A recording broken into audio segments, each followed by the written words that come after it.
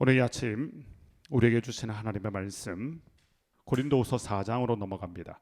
고린도후서 4장 1절에서 12절 말씀 한 절씩 하나님의 말씀을 교독하도록 하겠습니다. 그러므로 우리가 이 직분을 받아 긍휼하심을 입은 대로 낙심하지 아니하고 이에 숨은 부끄러움의 일을 버리고 속임으로 행하지 아니하며 하나님의 말씀을 혼잡하게 하지 아니하고 오직 진리를 나타내므로 하나님 앞에서 각 사람의 양심에 대하여 스스로 추천하노라. 만일 우리의 복음이 가리웠으면 망하는 자들에게 가리어진 것이라. 그 중에 이 세상의 신이 믿지 아니하는 자들의 마음을 혼미하게 하여 그리스도의 영광의 복음의 광채가 비치지 못하게 함이니 그리스도는 하나님의 형상이니라. 우리는 우리를 전파하는 것이 아니라 오직 그리스도 예수의 주 되신 것과 또 예수를 위하여 우리가 너희의 종된 것을 전파함이라.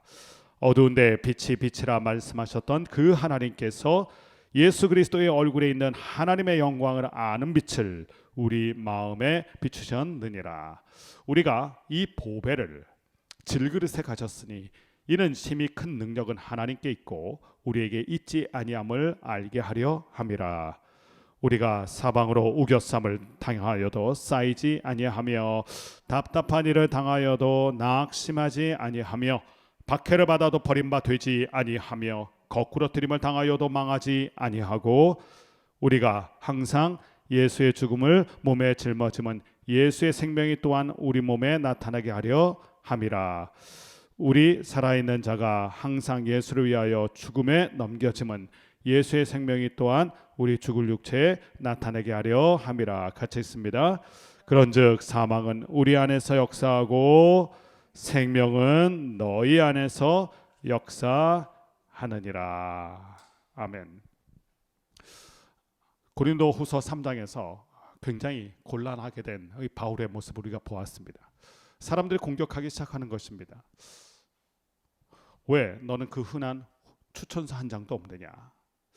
과연 바울은 믿을 만한 사람인가? 과연 바울은 따를 만한 사람인가?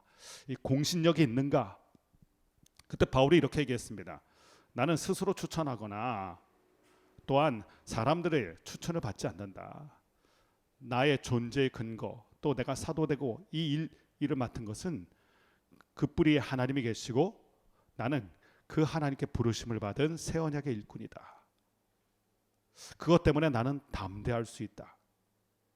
결국 우리를 어디 위에 세우냐가 중요합니다. 사람들의 인정 위에 우리를 세울 것인가 아니면 하나님의 부르심 앞에 그 위에 우리가 설 것인가. 바울은 우리에게 도전하죠. 우리의 인생의 기초가 하나님이다. 그 기초석이 분명해야 우린 흔들리지 않고 담대하다. 이 이야기를 사도 바울이 고백했습니다. 이러한 바울의 담대함을 보면서 우리가 생각하게 되는 게 있어요. 고린도 교회는 어떤 교회였는가? 딱딱해져가는 교회입니다. 바울은 어떻습니까? 단단해져 갑니다. 강화가 있고 경화가 있습니다. 우리는 은혜 가운데서 단단해지고 든든해져 가는 존재입니다. 이것을 영적 강화라고 얘기하죠. 우리는 좀 더 담대해져야 돼요. 그러나 조심해야 될 게 있습니다. 딱딱해지는 걸 조심해야 됩니다. 강하면서 부드러운 게 성도예요. 예수님처럼. 그런데 고린도 교회는 어떻게 되냐면 단단해져 가는 게 아니라 딱딱해져 가는, 이걸 경화라고 하죠. 경화라는 단어가 들어간 건 다 안 좋아요. 동맥경화, 근육경화, 이 딱딱해져 가는 거거든요. 근데 고린도 교회는 단단해져 가지 않고 오히려 딱딱해져 갔어요. 왜 그랬을까요? 바울은 은혜와 복음 안에 있었기 때문에 강하면서 유연했어요. 그러나 고린도 교회는 왜 딱딱해졌냐면 율법 때문에 그렇습니다. 율법주의자들에 물들어서 그들이 이 딱딱해져 가는. 그래서 이 고린도후서를 보면 이 딱딱해져 가는 이 고린도 교회를 우리가 눈으로 볼 수 있습니다. 그러면서 계속해서 바울을 공격했죠. 그리고 오늘 이제 고린도후서 4장으로 넘어가면서 바울은 이렇게 시작을 합니다. 그러므로 우리가 이 직분을 받아 긍휼하심을 입은 대로 낙심하지 아니한다. 그러므로 앞장을 이어봐서 이제 4장으로 넘어갔는데, 그러므로 우리가 이 직분을 받아. 이 직분은 3장에서 보았던 새 언약의 일꾼 직분이죠. 그것을 의의 직분이라고도 말했습니다. 그러므로 우리가 이 직분을 받아, 하나님의 은혜로 말미암아 이 직분을 받아. 그런데 우리를 곤란하게 만드는 게 무엇입니까? 그 직분을 받는 사람에게 뭐가 있다고요? 낙심되는 일이 있어요. 바울을 향하여 비열하고 치졸한 공격이 얼마나 많았습니까? 사실 자존심 상하는 것만큼 어려운 게 없거든요. 자존심을 살살 긁는 그런 악한 일이 바울에게, 그런 악한 공격이 있었죠. 이런 때 크게 낙심이 돼요. 여러분 꼭 기억하세요. 새 언약의 일꾼으로 부르심을 받아도 낙심되는 일이 있어요. 그럼 성경 구절이 있죠. 우리가 선한 일을 행하다 낙심하지 말지니. 선한 일을 해도 낙심되는 일이 있어요. 하나님의 일을 감당해도 낙심되는 일이 있어요. 새 언약의 일꾼으로 의의 직분을 감당하고 예수를 전파해도 낙심되는 일이 있어요. 근데 그때 무엇이 우리를 살립니까? 긍휼하심을 입은 대로 낙심하지 아니한다. 낙심을 이겨내는 영적인 비결이 무엇이냐면 긍휼하심을 받는 거예요. 영어 표현 보니까 God's mercy, 하나님의 은혜. 우리가 이 직분, 사명 때문에 낙심되는 일이 있지만 그 사명을 감당하게 하는 힘이 어디서 나오는가? 은혜 가운데 있다는 것입니다. 그럼 우리가 어디에 집중해야 됩니까? 낙심되는 일이 있을수록 은혜를 더 사모해야 돼요. 그 은혜가 있어야 이 낙심을 이겨낼 수 있기 때문에 그렇습니다. 그래서 오늘 우리 기도 제목이 이거예요. 주님, 낙심되는 일이 있지만 낙심을 이길 만한 은혜를 우리 가운데 허락하여 주옵소서. 사도 바울이 이 낙심되는 일을 어떻게 이겨냈냐면 하나님의 넘치는 은혜로 이겨냈어요. 우리도 마찬가지예요. 하나님이 주신 일 때문에 감동도 있고 감격도 있지만 그것 때문에 낙심되는 일도 반드시 있을 것입니다. 왜냐하면 악한 마귀 사단이 우리를 가만히 두지 않거든요. 근데 그때 우리가 어디에 집중해야 됩니까? 하나님의 은혜, 날 구원하신 주님의 그 은혜, 독생자 예수 그리스도 이 땅에 보내주신 하나님의 은혜, 그리고 나를 오늘도 붙드시는 하나님의 은혜, 그 은혜가 우리 가운데 넘쳐야 이 낙심을 이길 수 있어요. 이 은혜가 없으면 절대 낙심 못 이깁니다. 사도 바울이 이것을 고백하죠. 나는 그 직분을 허락하신 하나님의 은혜 때문에 낙심을 이겨낸다. 이렇게 고백하고 있는 거예요. 그렇기에 그가 더욱더 영적으로 집중하고 영적으로 더 순전해질 수 있었는데 2절 말씀의 고백이에요. 2절 같이 한번 읽어보겠습니다. 시작. 이에 숨은 부끄러움의 일을 버리고 속임으로 행하지 아니하며 하나님의 말씀을 혼잡하게 하지 아니하고 오직 진리를 나타내므로 하나님 앞에서 각 사람의 양심에 대하여 스스로 추천하노라. 이에 그렇기 때문에 내가 부끄러움의 일을 버리고 속임으로 행하지 않고 말씀을 더욱 집중하고 하나님 앞에 더욱더 부끄러움이 없게 서게 되었다. 사실 낙심이 되면 다 팽겨치고 싶어요. 다 내려놓고 싶어요. 내가 이거 아니면 뭐 할 일 없나? 이런 생각도 들기도 하고요. 그런데 사도 바울은 그렇게 안 했어요. 오히려 넘치는 은혜 때문에 더 영적으로 순결해지고 더 집중하게 됐어요. 그래서 숨은 부끄러움의 일을 버렸다. 이 뜻이 무엇이냐면 속으로는 딴 생각하면서 겉으로는 그런 척하는, 그러니까 겉과 속이 표리부동한 것을 얘기하는 표현이거든요. 그러니까 그러지 않았다.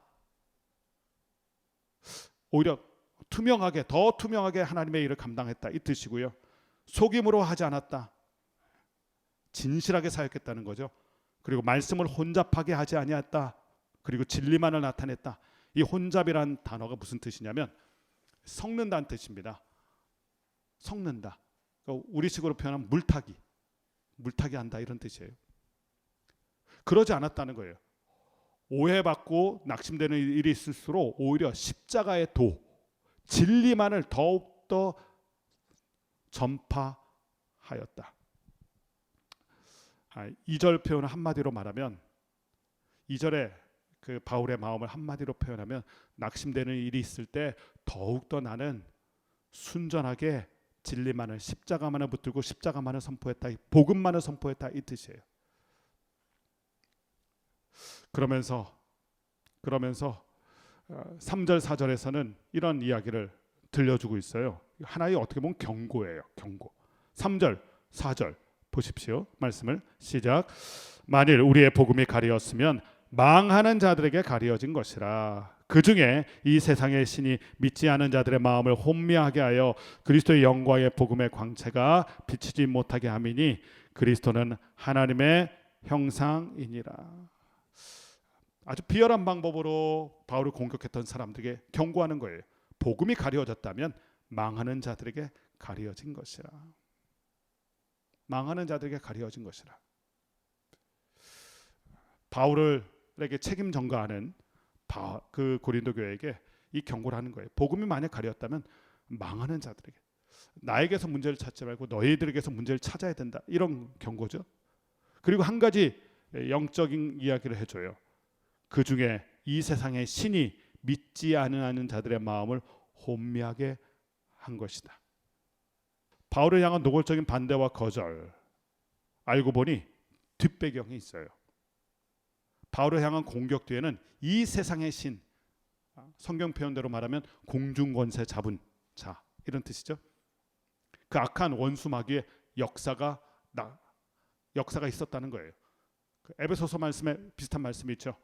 우리의 싸움은 혈과 육에 관한 싸움이 아니라 정사와 권세와 이 어둠의 세상 주관자들과 하늘에 있는 악한 영에 대함이라. 이 복음에 대해서 반대하고 바울을 대해서 비열하게 반대했던 그 뒷배경에 뭐가 있냐면 이 세상의 신, 공중권세 잡은 이 악한 영에, 조종하는 영의 어떤 나쁜 영향력이 있었다는 거예요. 이것을 알려줘요. 고린도 교회 성도들에게 이 영적인 실체에 대해서 알려줘요. 자, 이렇게 어떻게 해서든지 복음을 반대하고 또 못 믿게 만들고 공격하는 그 악한 영에 대해서 우리는 어떻게 해야 됩니까? 그런 공격이 있을 때, 그런 낙심되는 일이 있을 때 바울은 어떻게 했는지 5절 6절 말씀 보면 이렇게 얘기해요. 나는 오직 예수 그리스도의 주 되신 것과 너희의 종된 것을 전파함이라. 그리고 6절 말씀 보면 어두운데 빛이 빛이라 말씀하신 그 하나님께서 예수 그리스도의 얼굴에 있는 하나님의 영광하는 빛을 우리 마음에 비추셨느니라. 여러분, 어둠이 있다고 어둠을 묵상해서는 안 돼요. 바울은 어떻게 합니까? 빛에 집중합니다. 예수 그리스도께 집중합니다. 이것을 우리가 배워야 돼요. 우리는 어두워지면 왜 어두워지는가? 어둠을 탓해요. 세상이 어둡다고 세상을 탓할 게 아니에요. 그럴 때 오히려 빛 대신 주님을 집중해야 됩니다. 어둠을 탓할 게 아니라 우리가 집중해야 될 빛 대신 예수 그리스도. 바울은 공격을 받을수록 아니라고 틀렸다라고 말하는 사람들에게 집중하지 않습니다. 여러분, 오해하려고 작정한 사람은 끝까지 오해해요. 근데 우리는 무슨 생각을 하냐면 그거를 그 사람과 풀어보려고 그래요. 근데 바울은 얘기해 주죠. 그 사람들은 이미 4절 말씀처럼 이 세상의 신, 그러니까 악한 영의 지배를 받고 있기 때문에 우리가 풀려고 해서 풀어지지 않습니다. 우린 자꾸 오해하려고 작정한 사람들 상대로 풀어보려고 그래요. 근데 바울의 지혜를 보세요. 그런 때일수록 더욱 예수님께 집중합니다. 낙심되는 일이 있을 때 더욱더 예수님께 집중합니다. 오해하는 사람들 설득하려고 하지 말고 붙들어야 될 예수님을 더욱 붙드는 게 지혜입니다. 결국 바울이 풀지 못해요. 바울은 중보할 뿐이죠. 예수님이 그들을 풀어주셔야 돼요. 그래서 6절 표현처럼 오직 예수의 주 되신 것에 사도 바울이 집중했던 것입니다. 제가 어떤 강의를 들었던 기억이 나는데 부부 사역자의 강의였어요. 근데 이분이 강의할 때 삼각형을 이렇게 그리더라고요. 그러면서 여기에 배우자, 남편이면 여기가 아내, 그리고 삼각형의 꼭지점을 맨 위를 하나님 표시를 해놨어요. 이 두 사람이, 이 두 존재가 하나로 만날 수 있는 비결이 무엇인가? 오라고 해서 올 수 있는 게 아니라는 거예요. 어디로 가야 되는 거예요. 누구한테 가야 돼요? 위로 가야 돼요. 하나님께 가면 거기서 만나요. 양극단에 있지만 하나님이 중심이 되셔서 하나님께로 가면 만날 수가 있어요. 자, 여기로 와서 나를 만나달라. 절대 못 오죠. 이쪽 편에서 반대편에서도 나에게 와서 나를 만나달라. 나를 이해해달라. 못 만나요. 하나님께로 가면 만나요. 제가 그 강의를 들을 때 굉장히 인사이트가 있다 생각됐습니다. 임팩트가 있다 생각했습니다. 우리는 나를 이해하기 위해서 그 사람을 오라고 그래요. 상대방도 마찬가지죠. 나를 이해하기 위해서 오라고 그래요. 그렇게 되는 일은 없어요. 우리가 얼마나 자존심이 강한데요. 우리가 얼마나 자아가 강한데요. 근데 우리 모두가 하나님께로 가면 거기서 만나게 돼요. 사도 바울도 얘기하죠. 지금 사도 바울을 오해한 사람들이 있고 사도 바울을 공격하는 사람들이 있어요. 이때 사도 바울은 누구에게 집중하냐면 자신이 하나님께 집중합니다. 주님께 집중해요. 그리고 고린도 성도에게도 예수님께 집중하게 만들어요. 어디서 만납니까? 예수 안에서 만나요. 예수 안에서 만나야 풀려요. 이것이 영적인 지혜입니다. 그러면서 자기 본인이 어떠한 사도로 또 어떤 일로 부르심을 받았는지, 본인 또 어떻게 변화가 되었는지를 이야기하는데, 이 표현은 너무 우리에게 익숙하고 귀한 표현이에요. 7절 말씀을 한번 보십시오. 7절, 예수님을 만난 사람이 어떤 극적인 변화를 경험하게 되는지 7절 읽어보겠습니다. 시작. 우리가 이 보배를 질그릇에 가졌으니 이는 심히 큰 능력은 하나님께 있고 우리에게 있지 아니함을 알게 하려 함이라. 이건 사도 바울의 자전적인 고백이에요. 이 보배를 질그릇에 가졌다. 사실 바울이 고린도 성도보다 더 극렬하게 예수님을 반대하고 복음을 반대했던 사람이잖아요. 더 율법에 사로잡혔던 사람이잖아요. 그런데 그 질그릇이 같은 바울이 무엇을 만났다고요? 보배를 만났어요. 예수님을 만났어요. 우리 모두도 마찬가지죠. 여러분, 질그릇은 가장 흔한 그릇이고요. 어떻게 보면 가장 천한 그릇입니다. 만약 그것을 상품대에 진열했다면 저 구석탱이에 존재감이 없이 있어야 되는 게 이 질그릇이에요. 그런데 질그릇에 모두가 부러워할 만한 보배를 한번 담았다고 생각해 보세요. 그 그릇은 상품을 넘어 작품이 됩니다. 값을 매길 수가 없으니까. 상품과 작품의 차이가 뭡니까? 상품은 가격표가 그냥 쉽게 붙을 수 있어요. 뭐 1,000원짜리, 10,000원짜리. 근데 작품은요, 함부로 매길 수가 없어요. 예전에 한 미술관에 갔는데 의자, 평범한 의자가 있는데 그 수정, 크리스탈로 그것을 이렇게 꾸며놨더라고요. 가격표를 보고 그냥 깜짝 놀랐어요. 무한대로 이렇게 표현해놨더라고요. 일본 작가분의 작품이었어요. 굉장히 놀랐어요. 무한대로 표현해. 작품은 그런 거예요. 가격표를 먹일 수 없어요. 사도 바울이 경험했던 게 이것입니다. 예수님을 만나고 나면서 자기의 존재감이 귀하다는 것, 나는 하나님 안에서 귀하다는 걸 발견했어요. 그리고 변화된 인생, 상품에서 작품이 되는 것을 경험했어요. 여러분, 세상은 무엇을 봅니까? 당신은 무엇으로 만들어졌느냐? 이걸 봐요. 금으로 만들어졌냐? 은으로 만들어졌냐? 근데 주님의 관심은 무엇입니까? 너 안에, 그릇 안에 무엇이 담겨져 있는가? 보배를 품고 있다면 그 인생은 상품을 넘어서 작품이 된 인생이에요. 그리고 사람들은 무엇을 보고 감동합니까? 질그릇을 보고 감동하는 게 아니라 그 안에 있는 예수라는 이 보배를 보고 감동을 해요. 예, 그런 거예요. 우리가 왜 낙심하지 않습니까? 나는 왜 질그릇일까? 낙심돼요. 나만 보면 낙심이 돼요. 질그릇만 보면 낙심이 돼요. 그러나 내 안에 오셔서 나를 구원하시고 나를 상품을 넘어 작품을 되게 하신 그 보배로우신 예수님, 그분을 보면 위로가 되고 낙심을 넘어서 주님 앞에 더욱더 거룩한 열정을 품게 되고, 이것을 사도 바울이 경험했어요. 그러면서 고린도 성도들에게 이 도전을 하는 것이죠. 보배 대신 예수님께 집중해라. 그 고백을 하고 있는 것입니다. 이것을 경험하게 될 때 고난의 파도를 이겨낼 수 있는 놀라운 내적 능력이 생겨요. 그게 8절 9절이잖아요. 이 보배 때문에 어떤 일이 일어납니까? 우겨쌈을 당해도 쌓이지 않아요. 보배가 계신데. 질그릇만 보면 낙심이 돼요. 답답한 일을 당하여 낙심되고 박해당하여 낙심되고, 그러나 내 안에 보배가 계시다는 것을 알게 되면 사방으로 우겨쌈을 당하여 낙심하지 않는다. 버림받지 않는다. 망하지 않는다. 한마디로 흔들어도 흔들리지 않는 인생, 흔들어대도 흔들리지 않는 인생, 넘어지지 않는 인생, 다시 오뚜기처럼 일어나는 인생. 무엇 때문에? 무게중심인, 영적인 무게중심인 그 보배 때문에. 이것을 바울이 고백하고 있는 것입니다. 우리가 자주 흔들려요. 그 흔들릴 때 흔드는 사람을 보면 안 돼요. 내 안에 보배가 되신 예수님께 집중해야 됩니다. 그래서 오늘 말씀 보면 사도 바울이 계속 예수님께 집중하게 만들잖아요. 고린도 성도에게도 이것을 알려줘요. 다시 예수님에게, 오직 예수님의 주 되신 것만 붙들어라. 그분이 보배이신 것을 붙들어라. 그래야 흔들리지 않고 낙심하지 않는 인생을 살아갈 수 있다. 이 이야기를 하는 거예요.